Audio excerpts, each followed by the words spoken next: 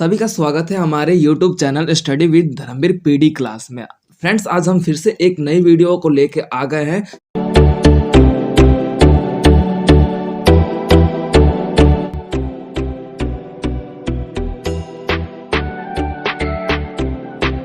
जयशंकर प्रसाद द्वारा ये रचित आपका देखा जाता है कि कहानी है। किसके द्वारा है? जयशंकर प्रसाद। जयशंकर प्रसाद द्वारा ये आकाशदीप का वाचन है, जिसमें दो महत्वपूर्ण पात्र होते हैं। ठीक है, तो वो दो महत्वपूर्ण पात्र जिसके अंतर्गत ये पूरी कहानी इन दोनों पात्रों के बीच घूमती रहती है, इर्द गिर्द घूमने, यानी कि इन दोनों की ही बातें देखने को मिलता है। ठीक है, अब बात कर लेते थोड़ा। हाँ, आपका देखा जाता है कि कवि के बोल सकते हो कि लेखक के बारे में। तो आपका देखा जाता है लेखक का जो जन्म है 30 जनवरी 1879 के आसपास देखा जाता है। 79 यानी कि 89 में आपका देखा जाता है कि इनका जन्म होता है और इनकी मृत्यु आपका 37 यानी कि 1937 में ही हो जाता है। ज़्यादा साल तक इनकी जिंदगी नहीं रहती। ठीक है, उसके तत्पश्चात ये देखने को मिलता है कि कहानी का जो आकाशदीप कहानी का जो वाचन है पूर्णतः देखने को मिलता है कि एक ऐसे व्यवस्थाओं के रूप में, बंदी के रूप में। ठीक है, एक जहाज की घटना घटित होती है। रात्रि के समय जहाज पर यात्री कुछ करने वाले, जो यात्रा करने वाले लोग हैं वो साधारण लोग थे। उनको कब्जा कर लिया जाता है, जहाज को लूटने के लिए कब्जा कर लिया जाता है। समुद्री जो लुटेरे होते हैं, जिसके अंतर्गत इस जहाज पर अनेक प्रकार के बोल सकते हो कि जो हवाएं और लहरें थी, वो जहाज को किस तरीके से इधर से उधर लपेटे जा रही थी, इधर से उधर मतलब धकेले जा रही थी। उस स्थिति में आपका देखा जाता है कि आकाशदीप कहानी का जो वाचन है वो दो महत्वपूर्ण पात्रों का समावेश और दो महत्वपूर्ण पात्र इसमें शामिल होकर आते हैं। एक पात्र की बात कर ली जाए तो आपका देखा जाता है बुद्धगुप्त और दूसरा आपका चंपा। ठीक है, ये दोनों पात्र एक दूसरे से पहले अनजान होते हैं, लेकिन तत्पश्चात आपका देखा जाता है कि अपने आप को बंधी मुक्त होने से, बंधी मुक्त का मतलब होता है बंधनों से मुक्त होने के लिए उन्होंने क्या किया, धीरे धीरे जैसे तैसे करके यहाँ पर आपका देखा जाता है कि पूर्णतः ये अपने आप को मुक्त करने की व्यवस्था में आगे बढ़ते हुए इन दोनों में अब क्या होता है कि धीरे धीरे बातचीत होना शुरू हो जाता है।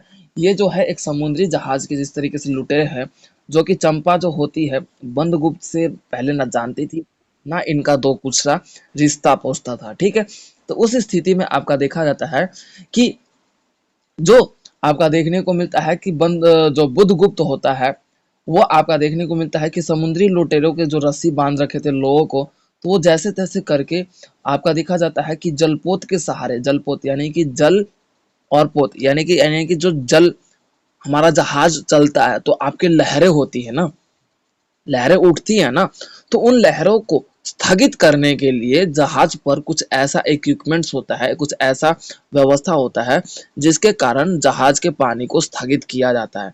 ठीक है, कि लहरें क्या है वो हमारे ऊपर ना आए या फिर जहाज में ना आए। ठीक है, उसके बाद आपका देखा जाता है कि आपका इसमें बात कर लीजिए तो चंपा के पिता होते हैं। चंपा के पिता वो देखने को मिलता है कि ये एक जहाजकारी होते हैं, यानी कि जहाज नौकायान होते हैं, जहाज चलाने वाले व्यक्ति होते हैं। तो वो क्या करते हैं भाई, उनका जो कार्य क्या है, एक स्थान से दूसरे स्थान पर जाते हुए अपना रोजी रोटी कमाना। लेकिन एक समय ऐसा आता है कि चंपा के पिता की मृत्यु कर दी जाती है। किसके द्वारा भाई? लुटेरों के द्वारा। ठीक है, उनके जहाज को लूट लिया जाता है। तो उस परिस्थिति में आपका देखा जाता है कि बुद्धगुप्त की यहाँ पे व्यवस्थाएं आती है, यानी कि जो बुद्धगुप्त होता था वो पर्टिकुलर उन्हीं क्षेत्र के वर्गों के से बिलोंग करता था। तो चंपा उन सभी क्षेत्रों को गुनहगार मानती थी अपने पिता का। ठीक है, क्लियर है यहां तक सभी को? ठीक है, तो दो पात्र होते हैं जिनके इर्द गिर्द ही ये पूरी कहानी घूमती है। चंपा क्या उस फैमिली से बिलोंग करती थी, उस परिवार से बिलोंग करती थी जो समुद्र के यात्रियों के रूप में एक स्थान से दूसरे स्थान पर जो यात्रियों को पहुंचाना होता था, तो उनके पिता वो जहाज के नौकायान थे, यानी कि जहाज चलाने वाले व्यक्ति थे। तो उस समय की जो बात है, जब वहां पर क्या होता था कि लुटेरों का बहुत ज्यादा आधिपत्य था। लुटेरे क्या करते थे भाई, जहाजों को लूट लिया करते थे। तो एक समय ऐसा आया कि समुद्री लुटेरों ने चंपा के पिता के जहाज को लूटा। ठीक है, तत्पश्चात आपका देखने को मिला कि समुद्री लुटेरों ने क्या किया, अब वो चंपा के पिता को जो है वो मृत मतलब उनको मार दिया, हत्या कर दी। तो उस स्थिति में चंपा क्या करती थी, चंपा का बोला जाता है कि उसके मन में एक भावना हो गया कि इन लोगों के समुद्री लुटेरों के कारण ही मेरे पिता की मृत्यु हुई है। तो वो क्या करते थे भाई, समुद्री लुटेरों के खिलाफ चंपा शुरू से ही नफरत उसके मन में था। ठीक है। अब उसके तत्पश्चात जो बुद्धगुप्त था ना, तो वो समुद्री लुटेरों के कुछ वर्गों से संबंधित था, लेकिन वो गलत काम नहीं करता था, यानी कि वो लूटता पाटता नहीं था। ठीक है। ये नागरिकों के बारे में सोचता था बुद्धगुप्त। ठीक है। तब उसके बाद क्या हुआ कि ये भी एक स्थान पर यात्रा करने के लिए निकला। ठीक है। वो आपका बोल सकते हो द्वीप के यात्रा करने के ऊपर निकला। फिर उसके बाद चंपा भी उसी स्थिति में उस द्वीप की यात्रा करने के लिए निकले। ठीक है। तत्पश्चात हमें यह देखने को मिला कि इनके जहाज को भी लूट लिया गया और इन्हें बंदी बना लिया गया। बंदी यानी कि लुटेरों के माध्यम से बंदी बना लिया गया। अब बंदी बना लिया गया तो भाई क्या है, सभी को रस्सियों से बांध दिया गया। ठीक है। उसके बाद देखा जाता है कि चंपा और बुधगुप्त रस्सी तोड़ खोलने के लिए, काटने के लिए एक दूसरे की सहायता करने लगे। तो यहीं पे आपका देखने को मिलता है कि बुधगुप्त और चंपा एक दूसरे से पहली बार वार्तालाप करते हैं। ठीक है। तत्पश्चात आपका देखा जाता है कि वहां पर एक ऐसी स्थिति फिर पैदा होती है कि जिसके अंतर्गत बात कर लेते हैं कि यहाँ पर क्या होता है कि जब अपनी बातें अब धीरे धीरे इन दोनों के बीच मतलब जहाज पे ही होने लगती है। ये पूरी कहानी है ना जहाज पे ही निर्भर किया गया। ठीक है। तो ये सारी बातें आपका देखा गया कि जहाज पर ही ये निर्भर होने लगा। और जिस तरीके से आपका देखा गया कि चंपा और बुद्धगुप्त एक दूसरे से वार्तालाप करने लगे, तो उन वार्तालाप में ये धीरे धीरे एक दूसरे के करीब आने लगे। ठीक है। तो ये इन दोनों में आपका देखा जाता है कि प्रेम की भावनाएं भी उत्पन्न होने लगती है। फिर उसके बाद चंपा और आपका देखा जाता है बुद्धगुप्त। ठीक है। जब इन्हें मतलब आपस में पता चलता है, जब ये दोनों जैसे फॉर एग्जाम्पल, तब मान लो कि इन दोनों के बीच क्या हुआ, आपका प्रेम हो गया।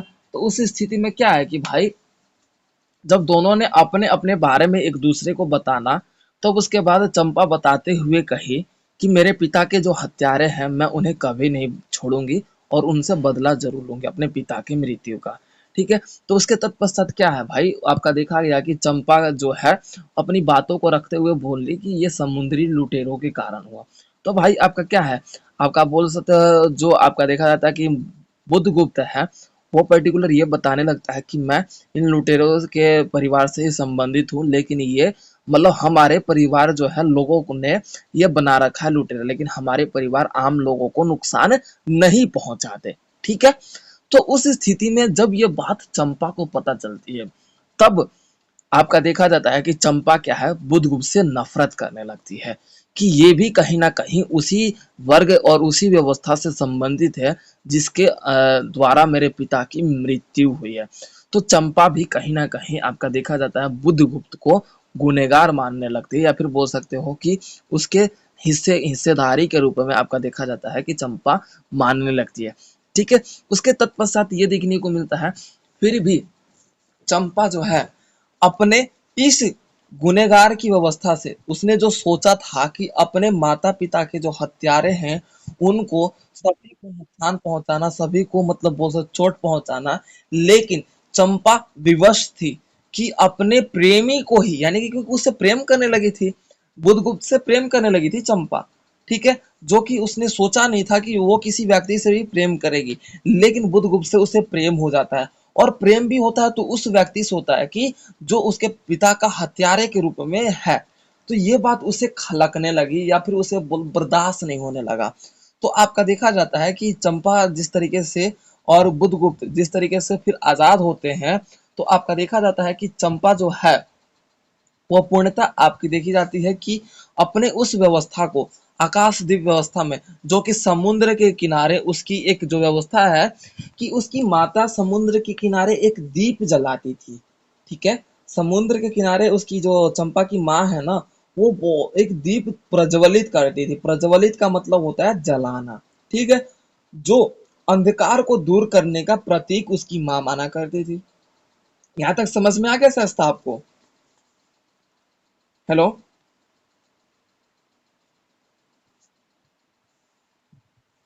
ठीक है। तो उसकी माँ जो है वो आकाश में बोल सकते हो कि एक जो, आपको क्लियर हो गया यहाँ तक?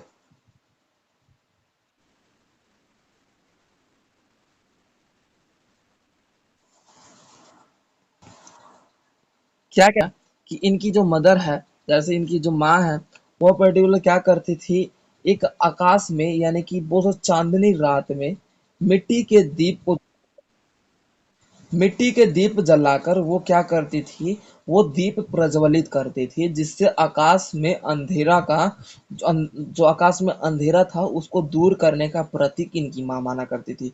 तो चंपा भी अपनी माँ के इस दिखाए गए व्यवस्था के अनुसार चंपा भी वो दीप रोजाना प्रज्वलित करती थी। प्रज्वलित मतलब होता है जलाना, ठीक है। जिसके अंतर्गत आपका देखने को मिला कि आकाशदीप कहानी का जो शीर्षक है ना, यही होता है कि अंत तक आपका देखा जाता है कि चंपा के द्वारा भी अपने कठिन और अपने बोल सकते हो कि प्रेमी से वो अलग हो जाती है। भाई, बुद्धगुप्त का प्रेम ना स्वीकार नहीं था। आपका देखा जाता है कि बुद्धगुप्त कहता है कि आजीवन भर मैं आपके साथ रहूंगा या फिर मतलब साथ निभाऊंगा, और किसी भी परिस्थिति में मैं आपका साथ नहीं छोड़ूंगा, इस तरीके से कहता है, प्रस्ताव रखता है, यानी कि प्रेम का प्रस्ताव रखता है कि हम हमेशा साथ रहे।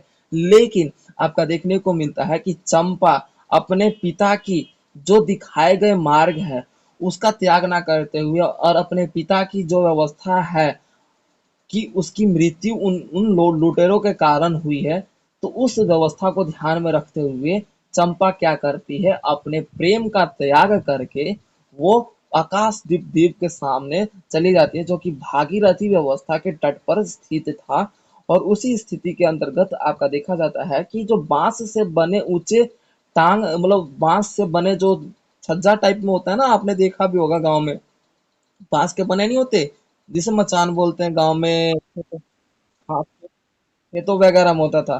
तो उन मचान के ऊपर जैसे आपका देखा जाता है कि आपके रात्रि के समय चंपा भी उस दीप को प्रज्वलित करके अपनी आकाश में देखते हुए अपनी माँ के दिखाए गए निर्देशानुसार व्यवस्था को वो याद करते हुए अपने प्रेमी के बारे में भी याद करती है कि वो किस तरीके से समुद्र की इस घटना में एक व्यक्ति से प्रेम कर बैठती है, और वही व्यक्ति जो उसके पिता के हत्यारे के रूप में भी है या फिर उन लोगों के आरोपी के रूप में भी है। और इसी धारणा को उसके मन से ये बात चुभती रहती रही, और अंत तक उसने अपने पिता के मृत्यु या हत्यारे को रूप में न अपनाने का फैसला लिया, और अंत तक आजीवन भर अपने प्रेमी को भी अपने जीवन में किसी और व्यक्ति को ना आने का प्रण लिया, और इसी व्यवस्था को ध्यान में रखते हुए उसने आजीवन भर अविवाहित रहने का प्रण लेते हुए अपना जीवन यापन किया। तो ये पूरी आकाशदीप कहानी का वाचन है, और जो कि आपका देखा जाता है कि पर्टिकुलर सातवां और आठवां चैप्टर ये पूरा आपका उसी से डेडिकेटेड है। तो सातवां और आठवां चैप्टर आपका पूर्णतः कंप्लीट हो चुका। क्लियर है एवरीवन? तो इसमें आकाशदीप कहानी में अंतर्वस्तु की बात की जाए तो इसमें आपका देखा जाता है कि ये एक मार्मिकता कहानी के रूप में वर्णित किया गया है, कि जिस तरफ एक तरफ आपका देखा जाता है कि उसकी माता जो है, उसकी चंपा की जो माँ है आकाश में प्रज्वलित दीप को इसलिए जलाती है ताकि अंधेरे का समाप्त हो और विश्व में उजाले का या फिर समाज में उजाला फैले और सभी तरफ शांति का माहौल बना रहे। इस स्थिति में आपका देखने को मिला कि उसकी माँ आकाश में दीप प्रज्वलित करती थी, ठीक है। जिसके तत्पश्चात आपका देखा गया कि चंपा भी अपनी माँ के दिखाए गए निर्देशानुसार की भावना को आगे बढ़ाते हुए अपने आप के माँ के मार्गों पर चलते हुए अपना जीवन यापन करते हुए, जिस तरीके से उसके जीवन में प्रेमी भी वो व्यक्ति से प्रेम कर बैठती है जिस व्यक्ति का उसका देखा जाता है कि पिता के रूप में हत्यारे के रूप में जाना जाता है। तो वो अपने प्रेम को भी नहीं भूल सकती, लेकिन अपने पिता के हत्यारे के रूप में भी अपना नहीं सकती। इसलिए उसने प्रण लिया कि आजीवन भर अपने आप को अविवाहित रखते हुए अपने जीवन को जीना है। तो ये था आपका पूर्णतः पूरी कहानी को, जो आपका सातवां और आठवां चैप्टर पूरा कंप्लीट होता है। Okay everyone. अब अब हमारा जो आता है चैप्टर है, चैप्टर नंबर 9 है। तो पर्टिकुलर हम ये देखेंगे, चैप्टर नंबर 9 है आपका वापसी, यानी कि उषा प्रिय वंदना, जो एक वाचन है, यानी कि बोल सकते हो एक कथा के रूप में ये एक प्रक्रिया है, जिसमें हम ये देखेंगे कि यहाँ पे एक दो करैक्टर देखा जाता है, एक गजाधर बाबू और दूसरे इनके कुछ मित्र जो होते हैं, जो इनसे वार्तालाप की स्थिति में इनका जो देखने को स्थिति मिलता है। गजाधर बाबू एक रेलवे के कर्मचारी होते हैं, जो कि अपने रिटायरमेंट के साथ अपने कहानी व्यवस्था को वर्णित करते हुए अपने मित्रों से विदा लेते हुए वो ये बात अपने आप को सत्यापित करते हैं कि अब तो मेरा जो है यहाँ पे काम हो चुका, अब मेरा जितना भी समय अवधि रहा वो मैंने बिता चुका। अब अपने परिवार, अपने बच्चों, अपने बेटी को साथ, मतलब अपने परिवार के साथ मैं अब जाने रहने वाला हूँ। ये तो इस बात से उनकी प्रसन्नता बहुत ही, उनकी मार्मिकता रूप में उनके फेस और उनके जो बॉडी, बोल सकते हो कि अपने मित्र से बातचीत करते समय जो व्यवस्था था वो झलक रहा था। ठीक है, क्यों? क्योंकि ये देखने को मिला कि गजाधर बाबू जो रेलवे की नौकरी कर रहे थे भाई, उन्हें बार बार प्रमोशन और बार बार एक स्थान से दूसरे स्थान पर जाने की व्यवस्था देखने को मिल रही थी, जिसके कारण भाई वो अपने परिवार को हर जगह साथ लेकर नहीं जा सकते थे, वो परिवार को कठिनाइयों का सामना कर पड़ सकता था। तो इसीलिए वो क्या करे, अपने परिवार को अपने जो बोल सकते हो क्षेत्र में रोक कर, जिस गांव से बिलोंग करते थे वहां पर रोक कर आपका देखा गया कि गजाधर बाबू अपनी नौकरी व्यवस्था तक रहे, वो अकेले रहे। अकेलेपन उनको बहुत ही ज्यादा कठिनाइयों का सामना करना पड़ता था। अपने 35 वर्ष की आयु में उन्होंने 35 वर्ष तक उन्होंने रेलवे की नौकरी करने के बाद वो जब लौट कर आए, यानी कि 35 वर्ष तक अपने आप को अकेले रखते हुए रेलवे की नौकरी की। अब जैसे कि वो आपके नौकरी से छूटकर जब रिटायरमेंट हो गया, तो उसके बाद आने आ रहे थे, तो उनके मन में अलग अलग भावनाएं उत्पन्न हो रही थी कि किस प्रकार से पहले उनके जो पत्नी होती थी, किस तरीके से उनके लिए मतलब पहले से ही अलग अलग खाना बनाकर उनके तैयारी, यानी कि बिल्कुल ही धूमधाम से जो तैयारी होती थी वैसे तैयारी करके रखी होगी। किस तरीके से उनके बच्चे उनके स्वागत के लिए, मतलब अपने मतलब पिता के स्वागत के लिए जिस तरीके से वो आकर दरवाजे के ऊपर में खड़ी रहेगी, उनके पत्नी उनके दरवाजे पे वेट करेगी, ये सारे व्यवस्थाओं अब उनके मन में चल रहा था। यानी कि जब जब वो यात्रा कर रहे थे अपने गांव आने के लिए रिटायरमेंट के बाद, तो ये भावना उनके मन में सारी जगह पे देखने को मिला।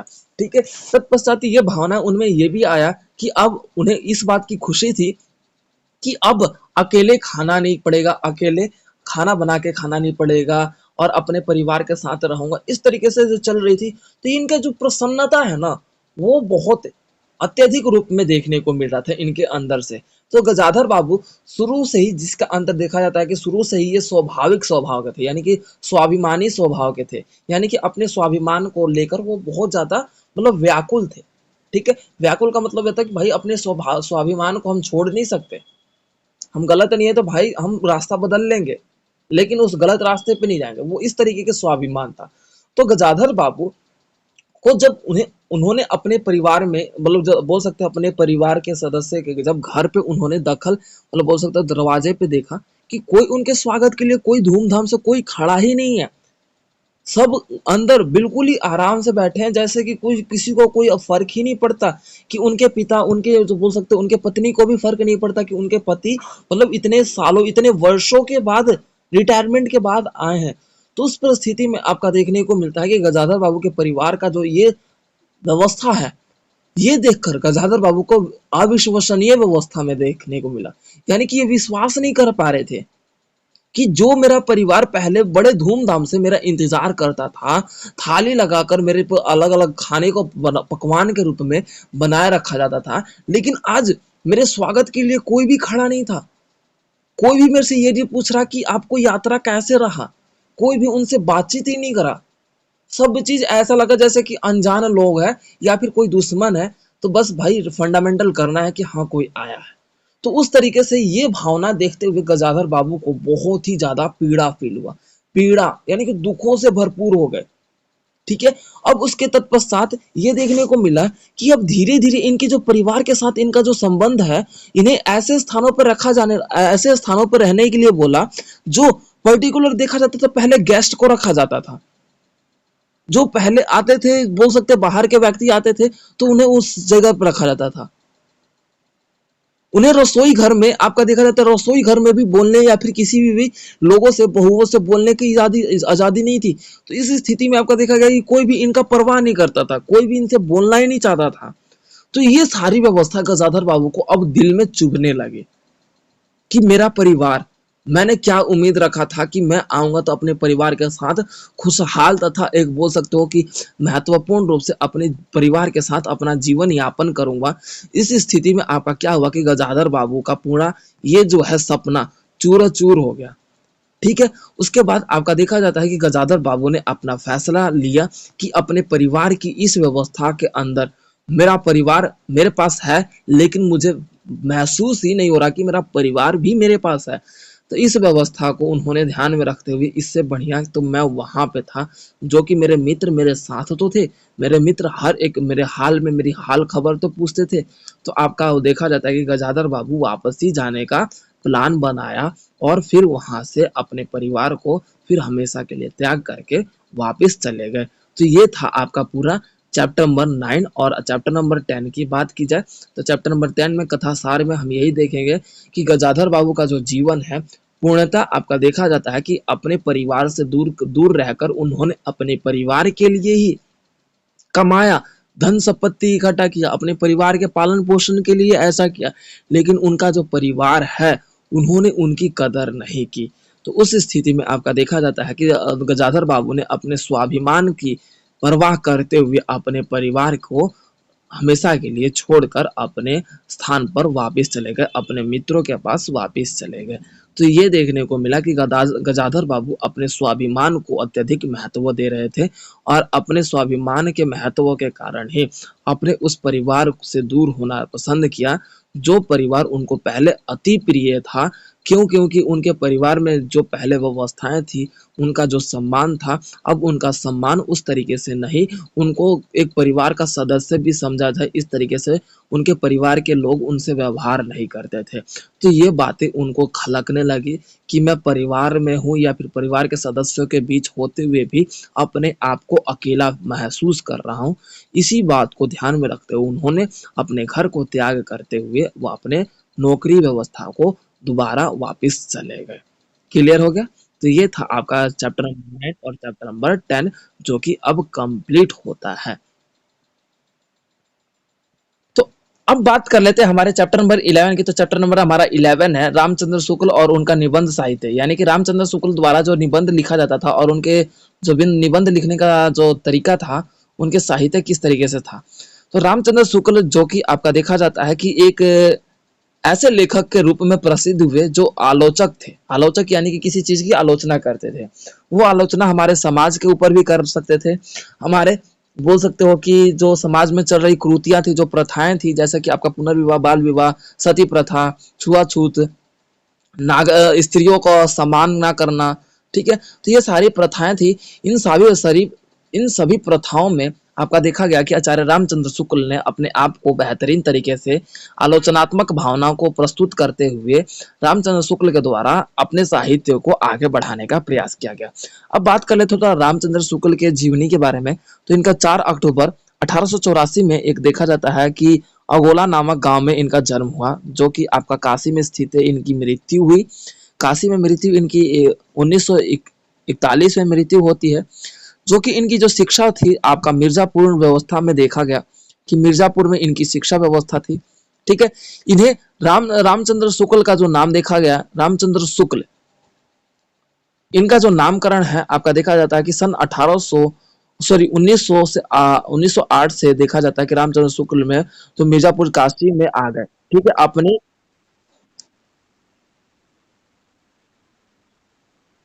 हाँ हाँ, उनके निबंध के बारे में, ये टॉपिक के बारे में बात नहीं की कि उनके निबंध किस तरीके से वो लिखा करते थे, उनके निबंध में क्या क्या बातें छुपी होती थी।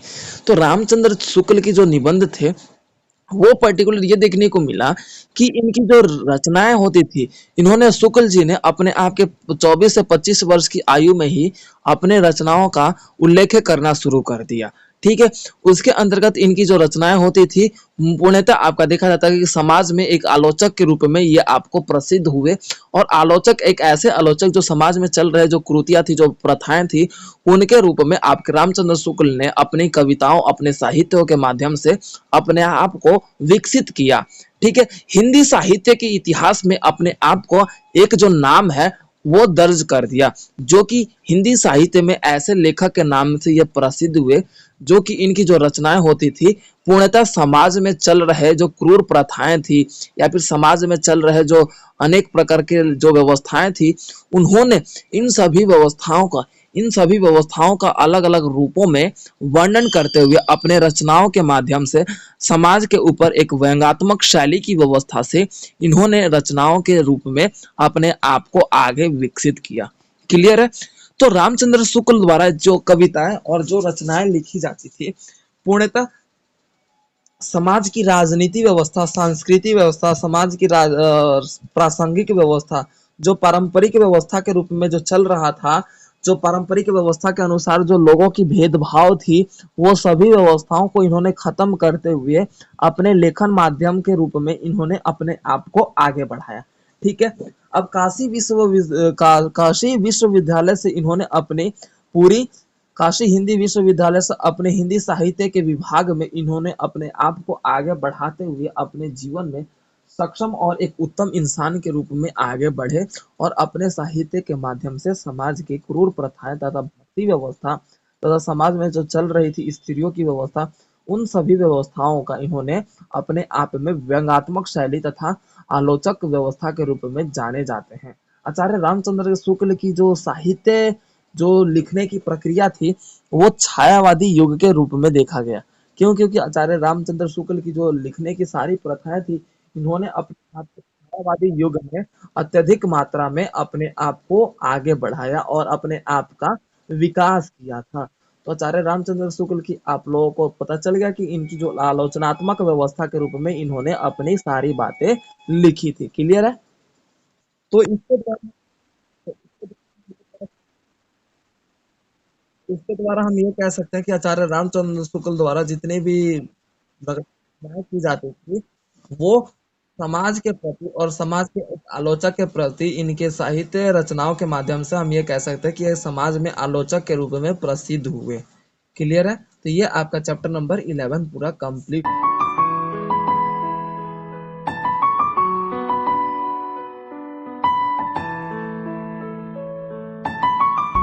तो वीडियो को like, comment, share and subscribe करना ना भूलें।